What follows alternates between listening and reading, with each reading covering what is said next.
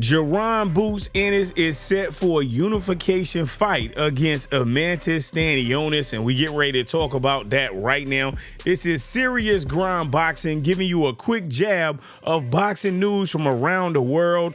A highly anticipated unification fight between Jaron Boots Ennis, 33 wins, no losses, 29 knockouts, and Eimantas Stanionis, 15 wins, 1 loss, 9 knockouts.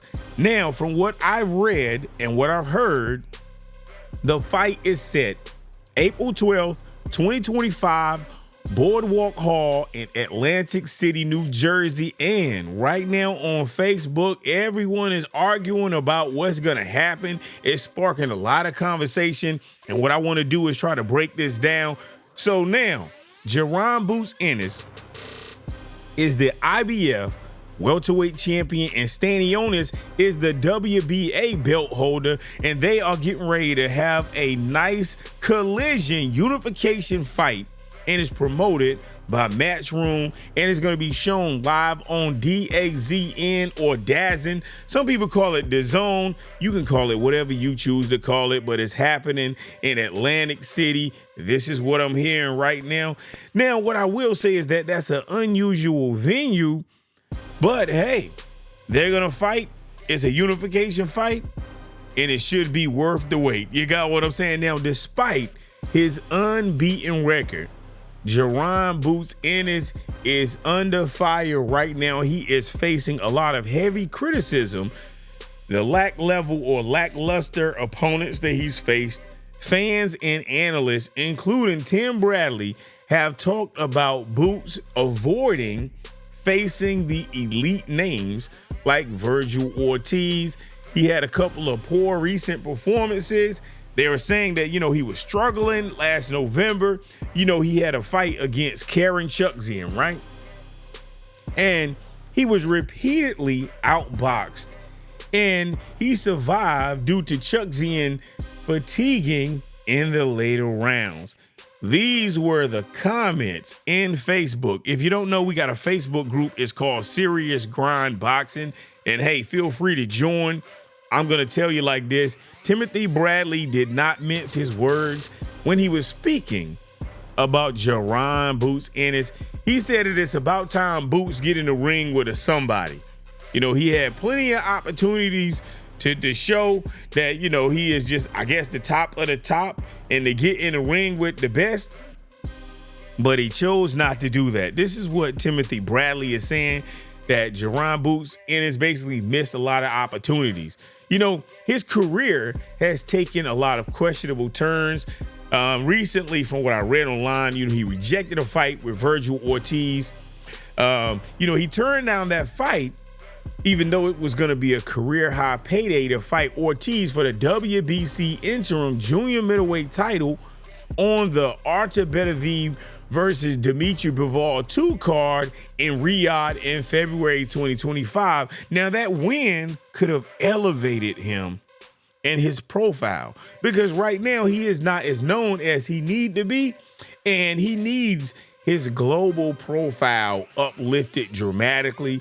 Now, I agree with the decision that Boots made, which is unifying at welterweight. Instead of moving up to face a higher profile opponent like, Ortiz, he decided to stay at 147 because he is chasing undisputed status. So he's fighting Eimantas Stanionis. You got what I'm saying? Like, that's what makes sense to me. Come on, he's trying to unify and do what he got to do at this lower weight class. And if he does that, then guess what? Everything will be okay. You got what I'm saying? At least these are my thoughts. You got what I'm saying? Everybody said that he missed the opportunity, but I'm like, man, why wouldn't he try to unify, maybe become undisputed at 147, or who knows, maybe lose at 147, and then we'll see that he wasn't ready to go to 154. Everybody is critiquing him like he should just go up to 154 when he only got one belt at 147.